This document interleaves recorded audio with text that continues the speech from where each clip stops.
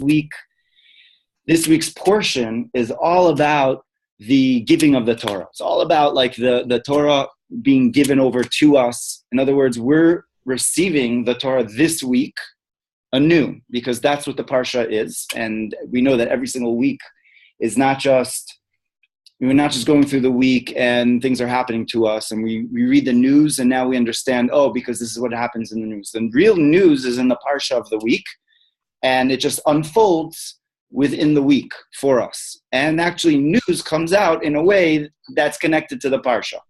So I'd like to delve on that. I'd like to like speak about this idea. So this week's portion is Yitro, Jethro, like we said before, Jethro, Yitro. And who is Yitro? Yitro is the father-in-law of Moses, right? And Moses was married to Yitro's oldest daughter. Her name was Tzipporah, and they met in the well. And he knew that she was destined for him. She knew that they were meant to be a couple, to be one.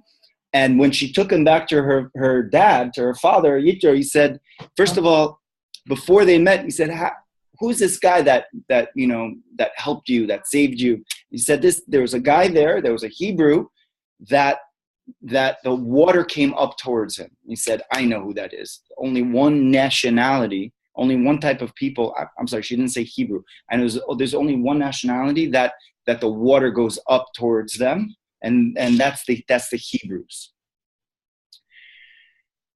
So Jethro, the Zohar says, and I'll quote to you a portion of the Zohar, but maybe we'll just quote. We'll give the idea of what the Zohar says over there. The Zohar says as follows: the Zohar says that the giving of the Torah was not possible until Jethro came to convert to Judaism. Up until then, the Torah wasn't ready to be given. In other words, God took the Hebrews, took the nation of Israel out of Egypt. And we know that the whole purpose of coming out of Egypt and being slaves to the Egyptians is to essentially be slaves to God.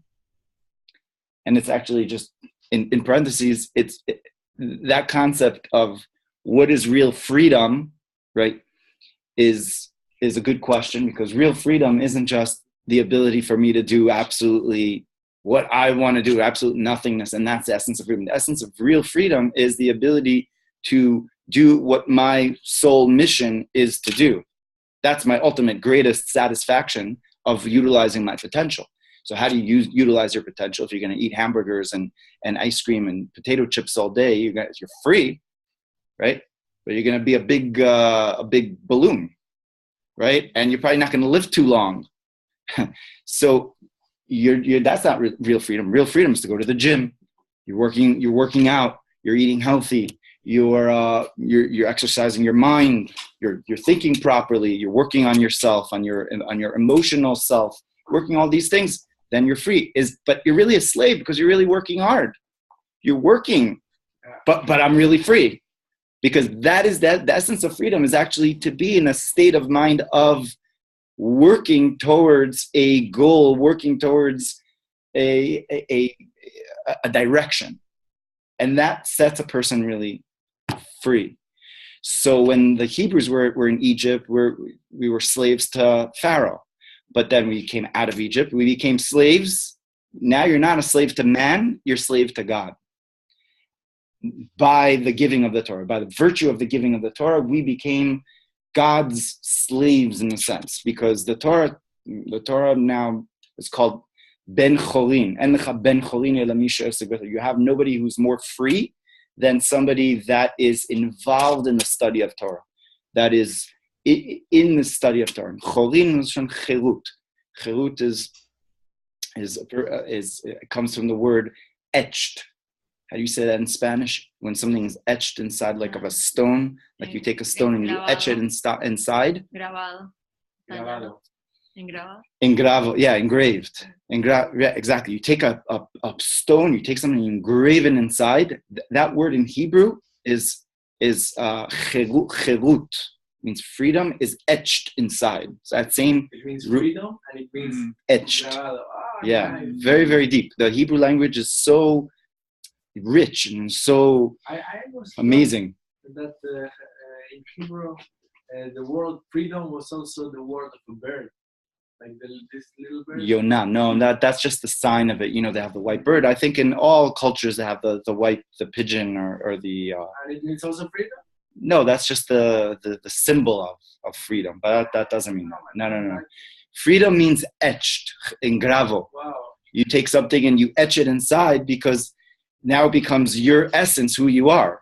When you are now not separated from something, you're not separated from living on the way that you want to live. It's not just a theory anymore. It's not just a nice idea, but it's who you are because you've worked towards that goal.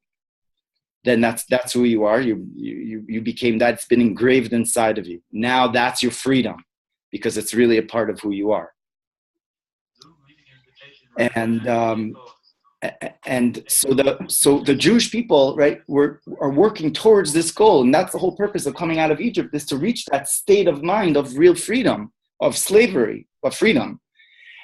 So this is what the Zohar says, and it doesn't make sense. It doesn't make sense to us that until Yitro came along and converted, wanted to come under the wings of God and to try to convert, it says the Torah could not be given. The Torah could not be given. If the Torah was not given before, he was converted to what? Oh, so good question. So now, who was he? Let's do a little profile check. You know, profile. Who's Yitro? You know, who was he? So he was, we know already, father-in-law of Moses. Nice.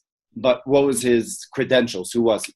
So one opinion, he was called, the way the Torah puts it, is that he is Kohen Midian, talking about Kohen, not the same, but Kohen, a priest, the priest of Midian. Midian is, nowadays, we would say it's around Jordan. It's a little past Jordan. That area over there is the land of Midian. And he was the Kohen of Midian. Two opinions on this. One opinion is Kohen comes from the word Sar. A Sar is a minister. When you say a Kohen, it's not a status necessarily just in being a priest. What is a priest? It means he's a minister, high up official, a dignitary, like you say, right? One opinion. Second opinion is that he was a priest. A priest of what? Of idolatry, of avodah zarah. How do you say that? Of idolatry, of paganism. Okay. But not just any priest. He was the ultimate priest, and he was the greatest expert in all of idolatry, in all the religions. He knew every religion and every idolatry, every pagan, what it's all about, and he studied it, he knew it, he mastered it. He was the master of idolatry. People came to him and they wanted to know about this ism and Buddha and this ism and Zoism and this, all these isms. He was like, yes, this God. I know him. I know that God. I know that statue. I know that statue. He was a man that came from the dark side. He came from the dark side. He came from a place of really being involved, and not just involved, the expert in it. That's who he was. So makes the question even more strange. Why is it that the Torah could not be given until Yitro comes along and converts? Why would we want this guy who's not such a holy person, not such a pure person? He's involved in all these dark, weird kind of things. Why do we care about him? Why do we want him to now convert? But he was converting into a Hebrew? Yes. Okay. Not into a Jewish, because it was not Jewish before. He converted, but he received the Torah. He was there. This parsha, this Torah portion is called the portion of Yitro. And this portion, the Torah was given.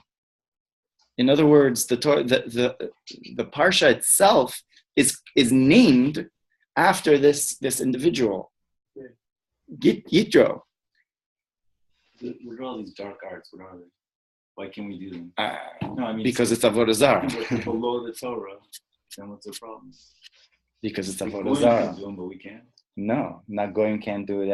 Also, no paganism. That's avodah zarah. It's just straight up. In but it has some 100 verses. 100 verses. You should believe in only one God. One God. No, I hear it. One God. One God. One God. One God. One God. There's no other forces. Einod milvado. So why? So that's the answer.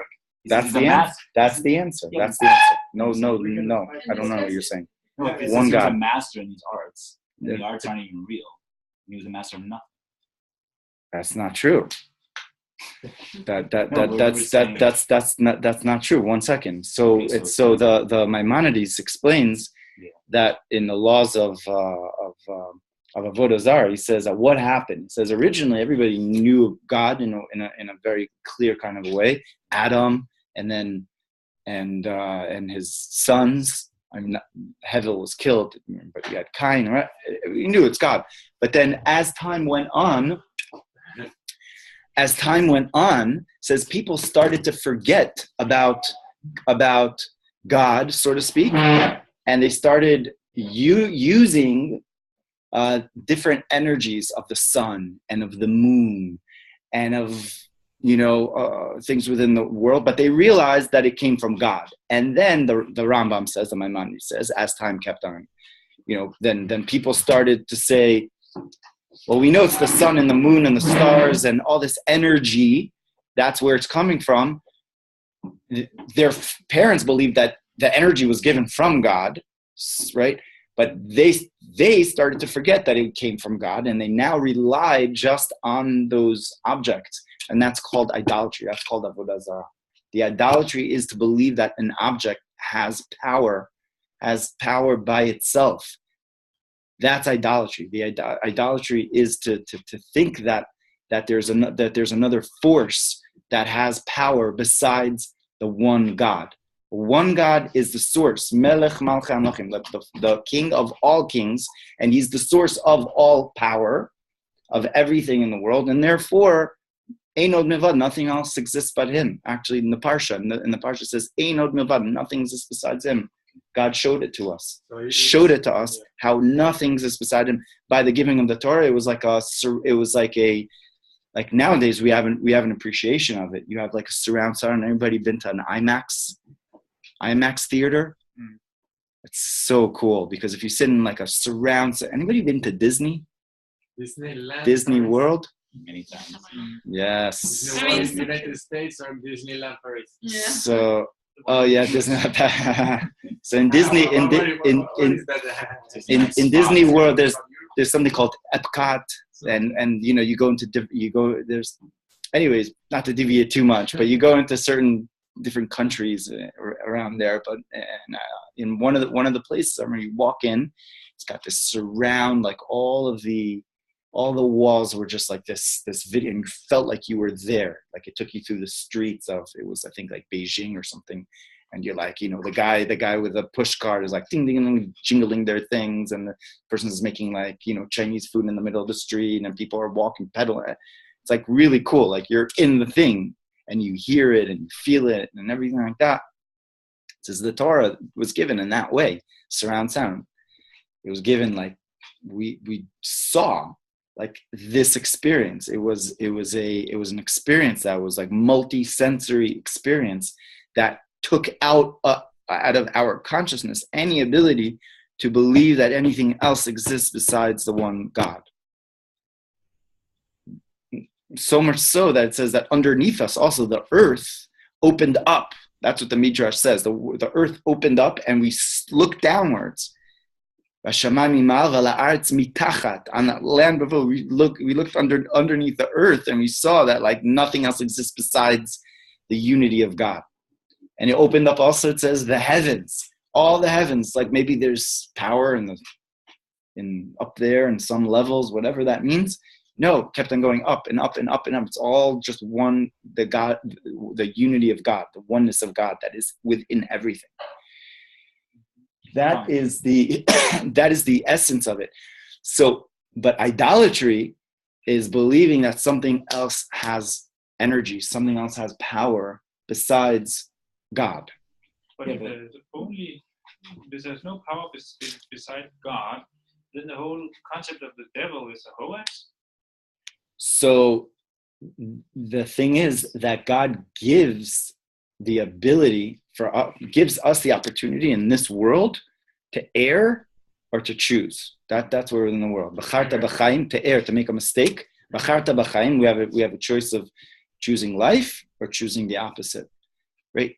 Because if it was so obvious, like it was during the giving of the Torah, so then there would be no choice. And like you're saying, the other side would be out of business. But that's not the purpose of the world. The purpose of the world is for us to make the decisions and to actually be tested by the possibility of thinking maybe there's some other power that I need to like explore, and that's going to like help me.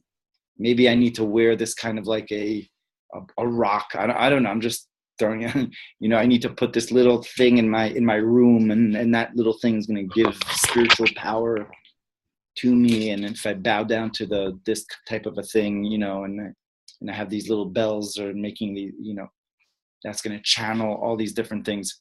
The truth is that that energy and sort of life force is channeled, and it's the potential of being channeled in that way.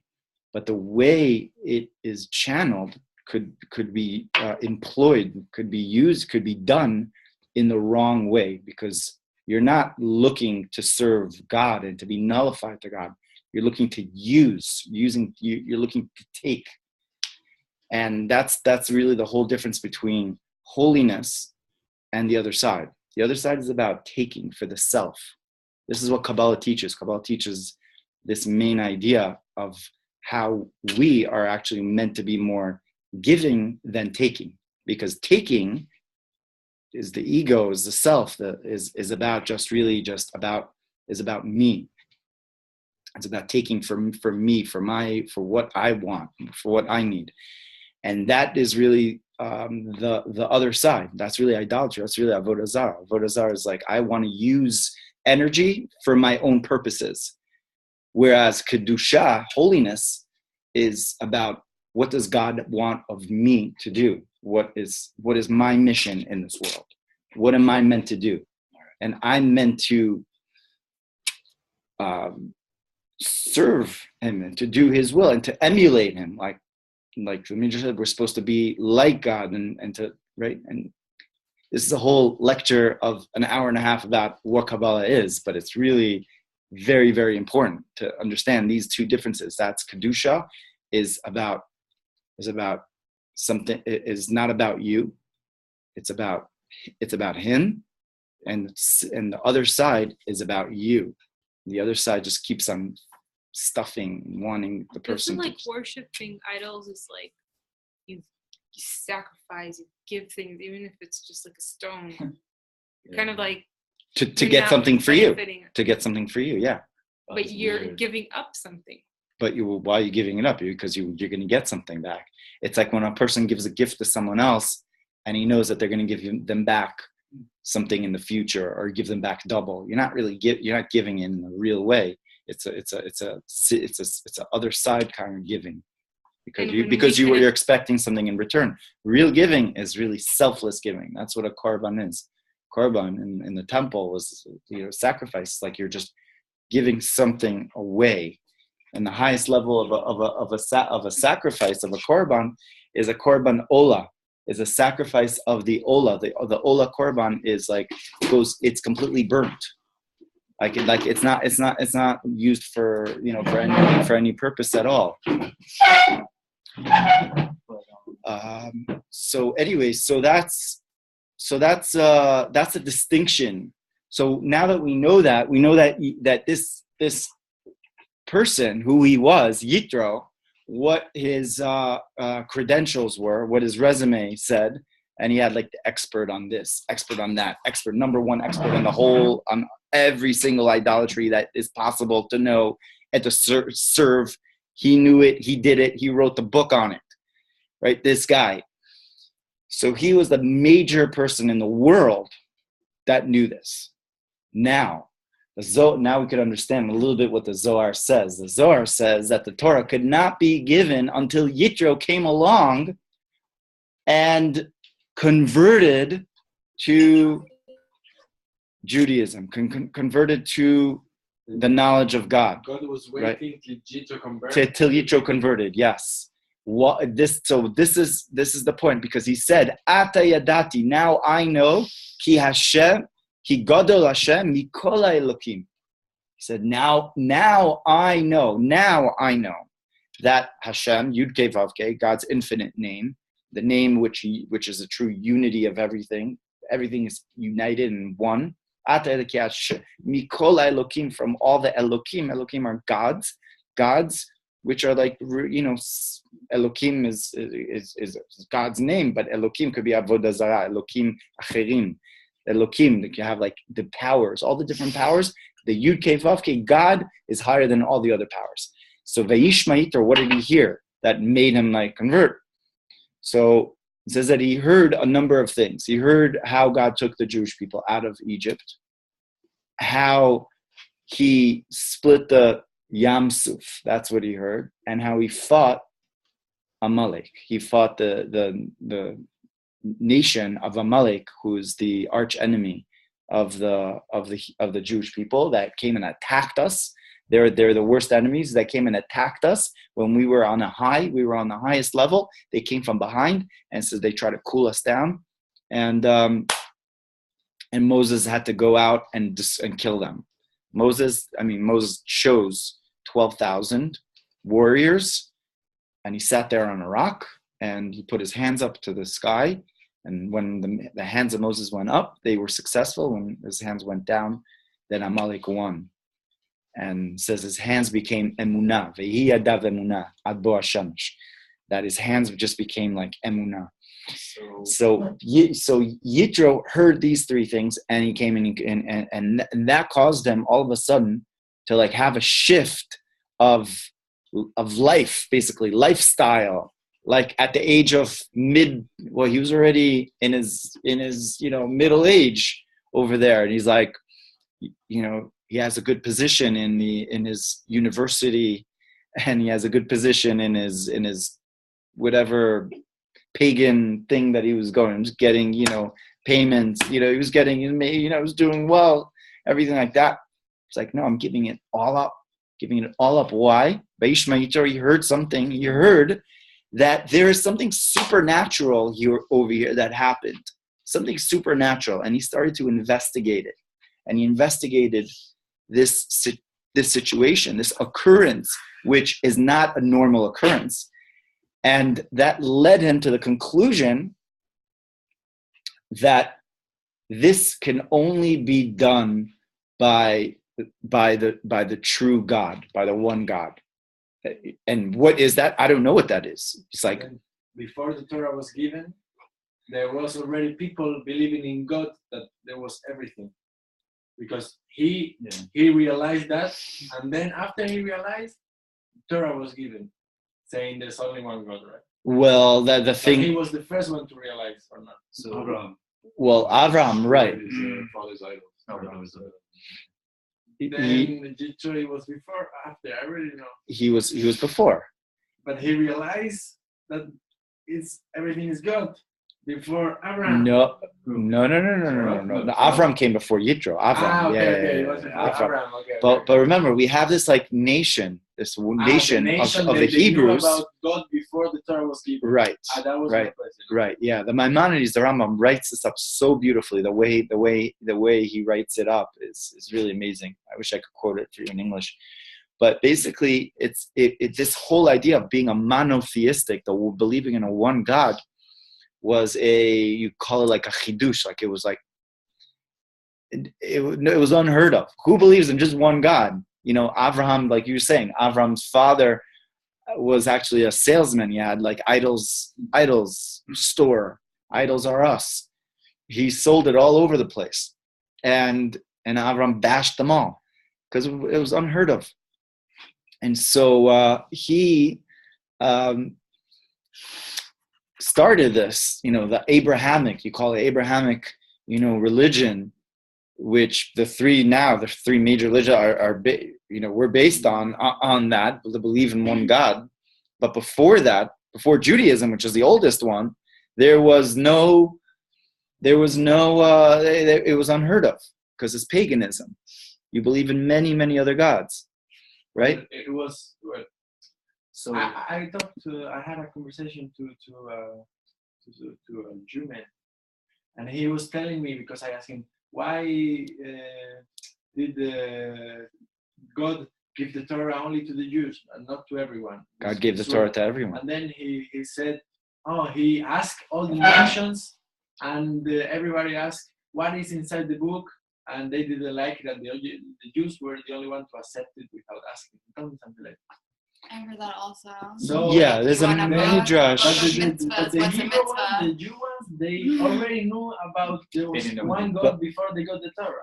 They accepted it without knowing. Yes, but that's the good. So the thing is that what happened at the giving of the Torah. Well, let's hold up a little bit on that. But I will say the Torah was given to everyone, but through Moses on Mount Sinai. The Maimonides says that the Torah is given to all the nations. But specifically, there's a difference of how many mitzvot, commandments, the Jewish people have versus how many commandments the rest of the world has. But everybody, it's a huge thing. But everybody, right? But the thing is in Judaism that there isn't this notion of converting, causing the other being right, that causing the other person to convert. In Judaism, you don't do that. We're not about that, right? In Christianity and Islam, that's something that been done for hundreds of years. Because if not everybody is like me, so then what I believe is really not true, because then I'm not strong enough to cause everybody else to be like me. In Judaism and the Torah, it's like that's fine. There's room for 70 nations. There's room for everybody. What? Yeah, 100%. So no, but there's a different role. There's a different role for everybody in the world, and everybody's got the role that they're meant to keep, but based on the knowledge of the oneness of God. And right, so that's something that Maimonides argue that one of the reasons for the mass spread of Christianity and Islam is to get the belief of the one God out Very to good. the nations. Yes, you read Where stuff. does he say that? So Rav Kook says. With the Rambam. Stepping stones. Yeah. So going from That's the purpose for Christianity. Hilchot and Melachim, the at the nations end. at least know that there is The end of Hilchos Melachim. Yeah, the Rambam. Yeah, he writes that. So Gloria, you wrote. Amalek represents the idea that someone cuts off consciousness, and Emunah overcomes that. That's very, very good. Wow.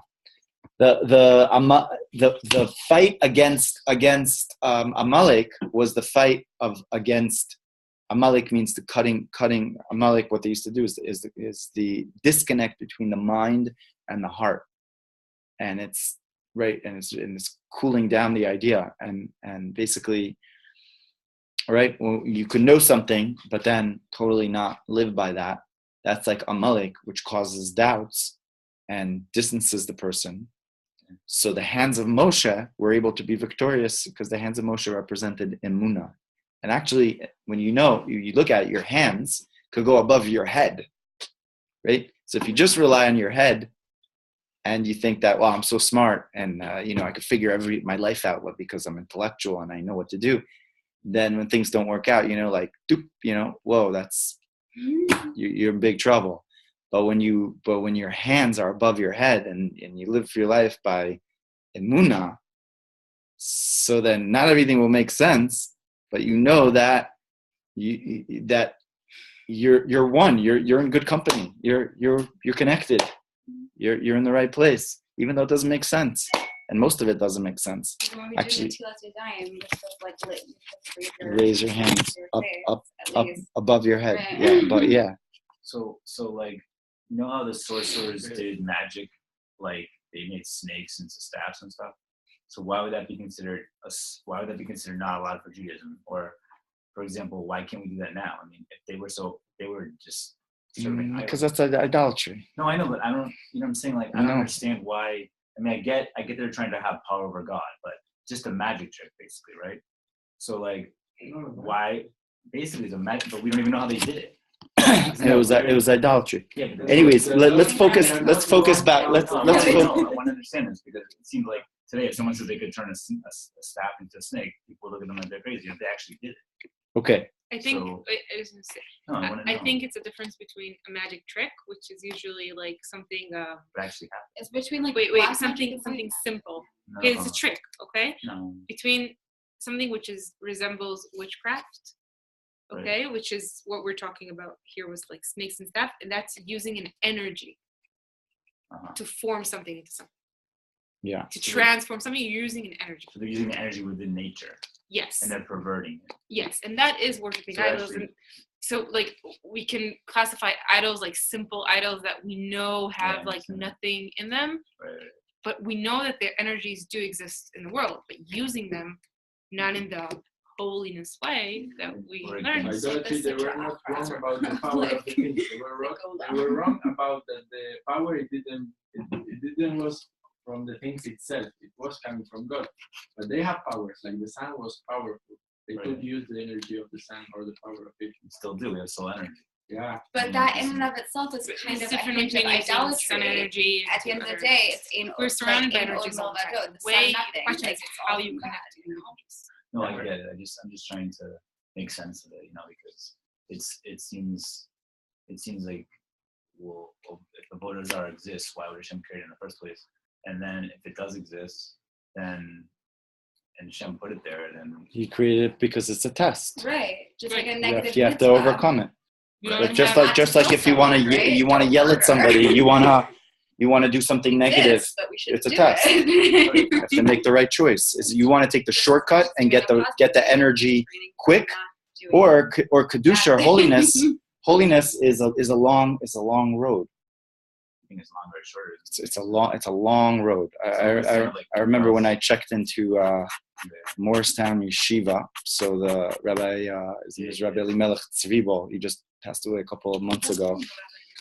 He was a very special person. No. But anyway, so he said, I don't know, I don't know how it came up, but he's like, the difference between holiness and the other side is quick.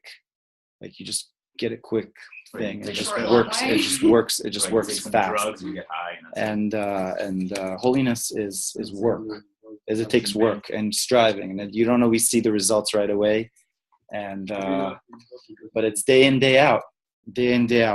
So okay, so we're just coming back to the point here is that that Yitro is the one that basically God was waiting for, or God was waiting for Yitro to come along and to do tshuva. That's what the Zohar says, that until Yitro didn't come along, the Torah could not be given to the Jewish people. What does that mean? So it's explained. So Chassidus explains the answer is as follows. The answer is that we have to understand what is the Torah. What is this job of the Torah? Because like you were hinting at before, the Torah was, well, there was a certain belief, monotheistic belief beforehand. So really, what is the purpose of the Torah? Why do you even need it? Why did it need to be given? And so it's not just a book. So okay. So the answer is that the Torah was is a connection between heaven and earth. That says that before the giving of the Torah, these two realities of the physical world and the spiritual world were distinct or separated. You have the physical world and you have the spiritual world. Shamayim, like it says, Shamayim LaHashem. That the heavens are given are God's. The Aretz Natan Livnei Adam, but the earth was given to mortals. So physical, spiritual, don't mix them up. Either you're a physical person or a spiritual person. Either you're up there and you're just meditating all day, you're out of the world, or you're in this world and it's about eat and drink because tomorrow we're not going to be here. So just party and just forget about everything else because it's just about now and here and here and now and satisfying my ego and desires and everything like that because it's this world.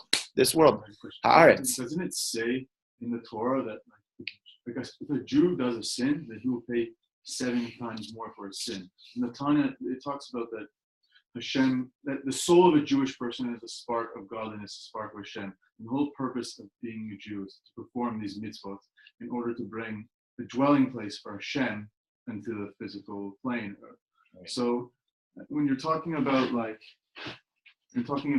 Jethro, that he was an expert in all these idols and whatever. Why is it that you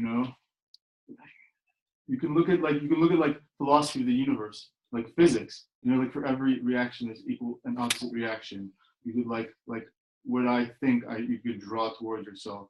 And that's what trying to think from a certain perspective on I can say to a Jew, why should I keep Shabbat? Why should I put Tefillin? Why should I perform mitzvahs? Why should I give tzedakah? And there's no why am I doing all this? It's because it's the truth. They're saying the Torah is the truth. If you're not completing 100% of the truth, it's not the full truth. 99%. I'm not following your question. I'm saying is the question. Yeah. I'm asking you, when a Jew performs mitzvahs, okay, we're doing this for what purpose? We're doing this because that's what it says. I said the question. Doesn't it say in our own book that if you're sinning, a Jew sins, he'll pay 7 times more for his sin? Doesn't it say that? I don't know what that's. The reason we're doing mitzvahs is not the fear of sin. The reason we're doing mitzvahs is that this is the way we're told we can connect to that energy that we call God. Right, make a direct tectonic, whatever, drawing place for a symbol in the world. Okay, so let me just go back. Hopefully this will answer because I was painting the difference between heaven and earth, right? Okay. The giving of the Torah is all about connecting the heaven and the earth. At that moment that the Torah was given, now there's a possibility for physicality, for the physical world to be elevated, to be uplifted. That's something physical. It's not just something physical. It has within it the spiritual, and the spiritual actually gets its highest sort of revelation when it's in the physical. So there's a merging of what we call the number 3 effect. The number 3, because when we have number 1 and we have number 2, it's just a line, right? Number 3 is already a triangle.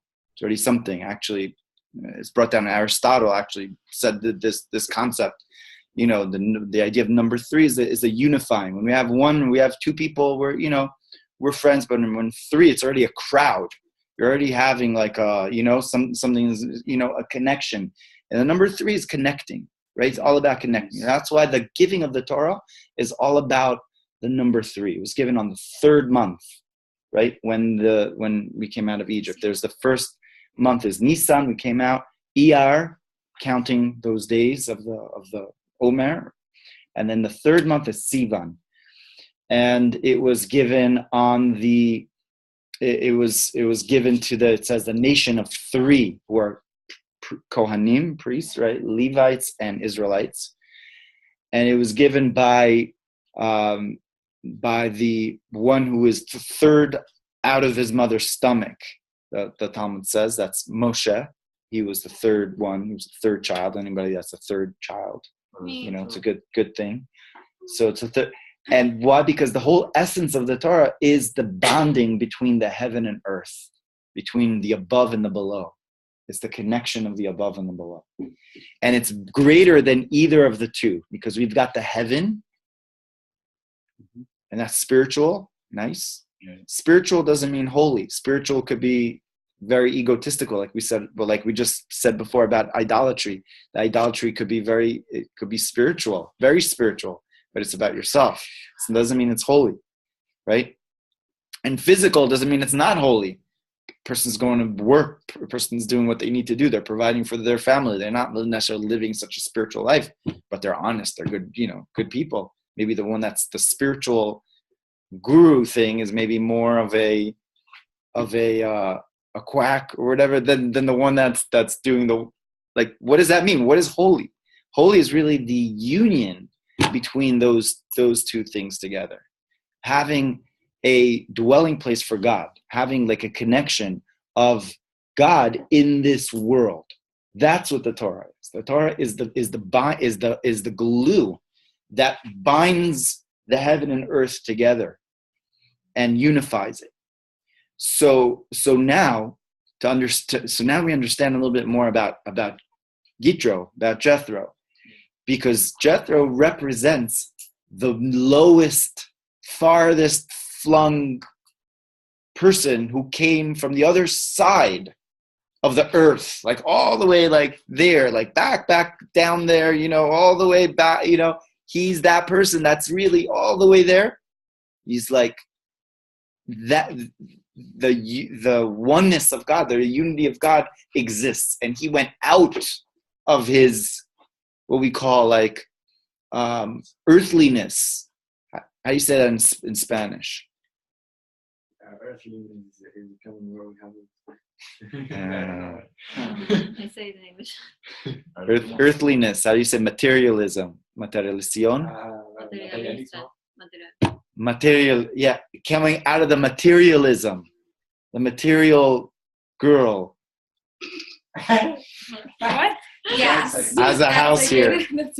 You don't know. Yeah, but Madonna has a house in Tzfat. Yeah, we saw it. That's Jethro right there, embodied in Jethro. Anyway, she was called this material. Anyways, so what? It's in the old city. Yeah. It's right down the street. So she studied, but you know what? Let's take that example for a second, and it's really amazing, because I used to speak the birthright, and I got really interested again. Birthwriters that come here, and you talk about Kabbalah, they're like, oh yeah, we heard of Kabbalah. Madonna studies Kabbalah. You're like, oh man, that's not exactly what we're. Yeah, but like Rambam said, hey, whatever. But gets it out there. the thing, so no, but the thing is exactly that. The thing is that when you take a person, a celebrity, let's say, right? Yeah. A celebrity that is very material. She was called, I was joking, that she was called the material girl. Really? Yeah, in the 1980s. She was like that. That was the. Like from the materialism. I'm saying very like the Hollywood material celebrity, that kind of like a world of parties, drugs, this, that, yeah, all is going on, and yeah, and now all of a sudden, right, this type of a scenario. I'm not saying that she's the Jethro but I'm saying to understand like a little bit about that like almost transformation. You're like, wow, that's crazy. If that could happen, if that person could like transform like that, then then anybody can, right? Because everybody's like, wow, I want to be more like this person. I want to have what they have. I want to do what they do. And if they're doing that, then I also could do that. So it brings a recognition of a lot of other people to now also at least strive towards it. And just, by the way, just the learning of Kabbalah are in the world is like, it's like there's, I think they say about 3 million people that study or interest in Kabbalah. There's like a pretty, and it's going to grow more and more and more. as the days of Mashiach are, as we're coming closer to like that revelation of Mashiach, because that's really that is the revelation of Mashiach. The revelation of Mashiach is that unity today. It's gonna happen today. Yeah. Every day is the day. Right now is the day. Right now is Mashiach. Right now, this potential right now is if we 100% harness it, then right now, Hayom, today. Hayom. Hayom. Tov.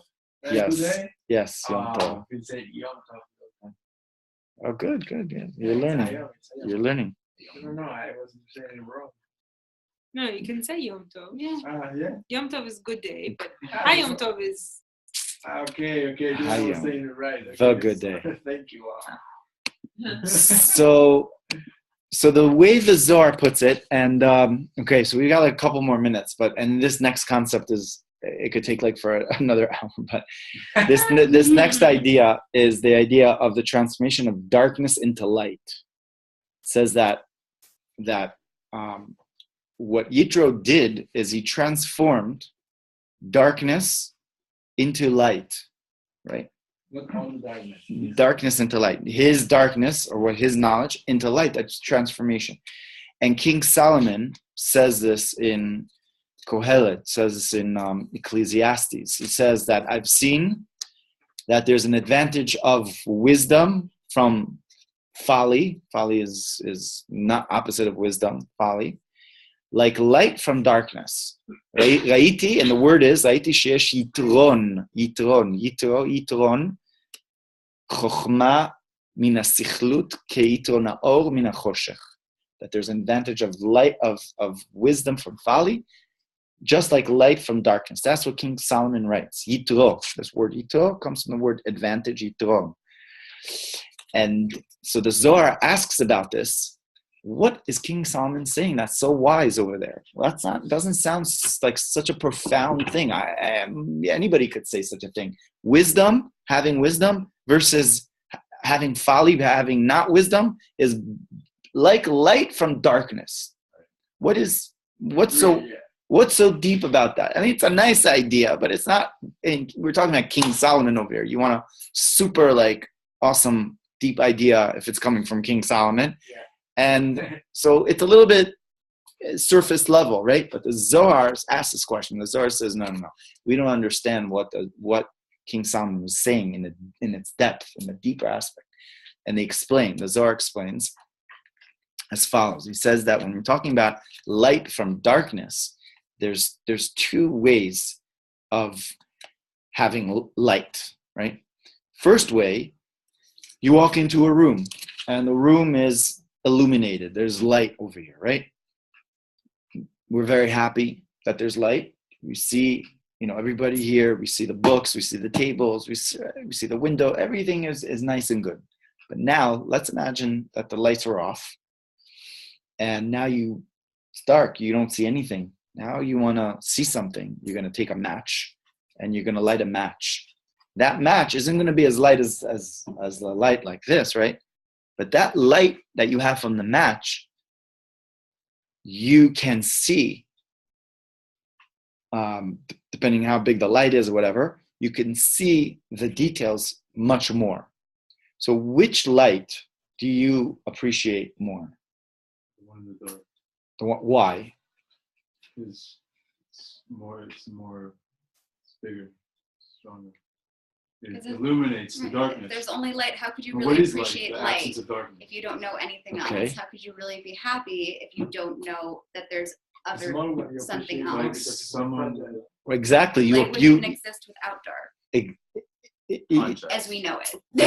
So in other words, who's been to the darkest point, the lowest point, and then come back, his light is brighter than even someone who's always Right.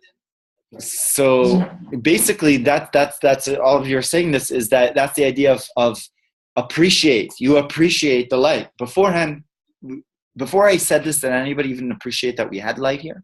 No, you didn't think about it because you were here. You didn't think about having light. It's obvious because there is electricity. But if there was no light, and all of a sudden somebody turns on a flashlight or a match, or or something else, then you're like, oh, light, thank you. And you're like, what does light mean? What does light do for me? Light, I could all of a sudden see those books over there. I could see the details of this person's face. I could see, wow, now I could see what the light really is. The light is so much more powerful because of the darkness. The darkness makes the light more you appreciate the light. You appreciate what the light is because of the darkness. The darkness allows you to appreciate the light. If it wasn't for the darkness. Oh, exactly. So that's exactly wisdom and folly. Wisdom. So this type of wisdom that we're talking about, it's not wisdom, and you have somebody that's wise and you have somebody that's not wise. No. It's talking about you appreciate. Sichlut is like somebody says somebody is like imbecile, basically. When a person is in a state of mind that they're cloudy, when you're just cloudy, confused in your mind, and have a bunch of just confusion in the mind, and then you come out with a realization. It's not a major realization, but like you call like a nugget, like a nugget of wisdom. And you got like this inspirational, nowadays people like these fast inspirational quotes, and you're like, oh, great. Why? Because beforehand you were just a little bit confused. Now you get this little bit of an idea. I'm talking about a real profound idea. Now, all of a sudden, you appreciate that idea much, much more than if you had that idea when you knew everything, or when you were in a state of clarity. In a state of clarity, this idea, it's a nice idea. That's cool. You can go to this. That's nice. That's nice. All these different ideas are nice. Great. Fine. But when you're all confused and you're like, you have that idea, that idea, that's a chidush. That's a novelty. I never heard of such an unbelievable idea before in my life. That idea now transforms my day completely. I now have a completely beautiful day because of that idea. It totally changed me. So that's the wisdom from folly, like the light from darkness. That's what the Zohar explains. So it's not talking about just wisdom or any other wisdom. It's the wisdom that comes out of a realization from being in a dark place almost. And that's the idea of like the Baal Tshuva. The Baal Tshuva is somebody that actually comes from a place of darkness, comes from a place of confusion, comes from a place of unclarity, and then from there comes to a place of appreciation of that light. It's not true. Like you talk about, like it mentions in Tanya that the Bali Tshuva, he stands even above the complete tzaddik of the person. How is that true? It's not. It really isn't. Like, one of the because explanations he had so much more to get to that point. And what am I supposed to think now, like current affairs? You talk about spirituality, like being more important than materialism. What am I supposed to think? When the head rabbi of Jerusalem, he puts materialism above his spirituality, and he takes a bribe, and he's guilty. What am I supposed to? How am I supposed to react to that as a Jew? And that makes me like really like sickened that like he was supposed to be the holiest man, that he got this job out of like however many people wanted. He was supposed to be such a righteous, holy person, and then he put materialism before his spirituality. People are people. Right. He was supposed to be like the most holy, But he isn't God. What? He isn't an angel. People, he's not God. But people makes make me disappointed. people It makes me like lose my faith in the inherent goodness of humanity, or like when a holy person who's supposed to be such a great person does something. Stick in there, buddy. Don't throw in the towel, man. I'm not throwing Don't the towel. throw in the towel. Makes me grew like up in a community nihilistic. where the Don't chief throw in the rabbi towel. years Don't old worry. got arrested It's just for chill out. something crazy. But Don't get knows? too intense. Yeah. So if you're gonna start judging people by or religion or I'm not judging things anyone. by I'm saying when the chief people. rabbi of the entire country does that, it just shows the whole rabbinate is corrupt. No, it doesn't. It shows that guy's. It Oh, just shows right. that All right. he's a person, and who knows what happened, you know? Like, Okay, so I want to before Let's focus on ourselves and what we're doing. thank you for bringing that in. But let's just wrap it all up and just bring out like a point over here. Point is for us, like just like we said about Yitro is the transformation of the darkness into light. It's the transformation of the physicality to the spirituality, right? And then the spirituality could seek down and be united, but be united really on the core level, all the way down, not just on a, it's over here. It goes all the way down up to the point of where it comes from, right? So that's when the Torah could be given. So the lesson that for us is that we should realize that God yearns to be in this world, and within everything that we do, within all of our day-to-day experiences. Like somebody says, we're not having, our experiences are where they say we're like physical people having a spiritual experience, or you're spiritual and you're having a spiritual person, and you're having an earthly experience. Whatever way of looking at it, you're basically are uniting the two within everything that you do. So if you're at work, or you're in school, or you're on the bus, there's no place that is devoid of Him. And just another one second. And another point of that is that that the challenges that we have, or what we think of, like we're thrown into certain obstacles or challenges in our lives.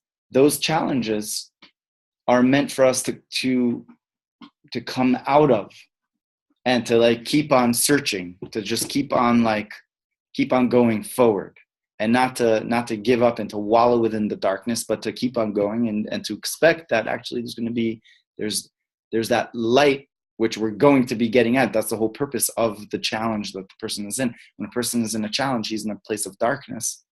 And when we overcome that, when we transform that, right? When we rise above it, then we see that actually because of the challenge, we got that much better. I became much better. I became much higher than because of the challenge. The challenge actually brings us to a higher place. So those two lessons, I think, are really important to keep, to be aware that within all of our, daily mundane things, the whole purpose is that God should be within there, right? And that what we do at work, school, it all has a higher purpose if we're open to that and we're aware of that. And the second thing is that even within challenges, within obstacles, we should realize that those obstacles are there to bring us the wisdom from folly and the light from darkness. So wishing everybody a great week, and Shabbat Shalom, and blessings and regards from Jerusalem.